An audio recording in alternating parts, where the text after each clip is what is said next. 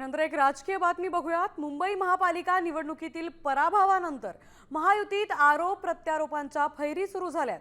शिंदे सेनेचे नेते समाधान सरवणकर यांनी भाजपच्या असहकार्यामुळे आपला पराभव झाल्याचा खळबळजनक आरोप केलाय।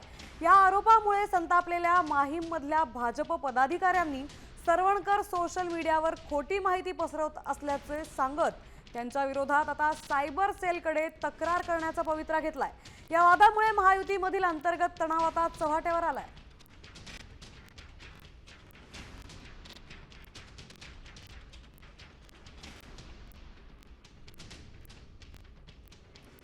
दरम्यान भाजपनं मदत केली असती तर सरवणकरांचं डिपॉझिट जप्त झालं असतं, असं विधान ठाकरे सेनेचे महेश सावंत यांनी केलंय।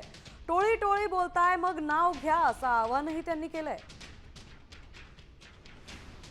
मुंबई महानगरपालिकेचा निकाल लागलाय, मात्र सध्या महायुती म्हणून लढलेल्या शिंदे सेना आणि भाजपमध्ये वाद सुरू झालेत आणि ते म्हणजे प्रभादेवीत सरवणकर विरुद्ध भाजप। आणि यामध्ये समाधान सरवणकर यांनी थेट आरोप हे भाजपवर केलेले आहेत। ते त्यांचा आरोप करण्याचा सवय का आजची नाही, खूप वर्षापासूनची सवय मी स्वतः अनुभवलेली आहे कित्येक वर्ष। परंतु माझा एकच म्हणणं आहे त्यांना, जर भाजपने काम केलं नसतं तर तुमचा डिपॉझिट जप्त झाला असता। तुमच्या सोशल मीडियावर दाखवले का चॅट? दाखवले का? दाखवले तर तुम्ही व्हायरल का नाही करत आहे? कोणाचे आहेत ते नावं तर समजू दे लोकांना, कुठली टोळी आहे ती। नुसतं टोळी टोळी ना, टोळीचं नाव घ्या, कोणतरी प्रमुख असेल ना टोळीचा, हे डिक्लेअर करावं ना ओपनली, बाबा या टोळीमुळे मी हरलो म्हणून। मी म्हणतो सरवणकर हे कोणाचे झालेत का आजपर्यंत? पक्षाचे किंवा स्वतःच्या घरच्यांचे तरी झाले आहेत का?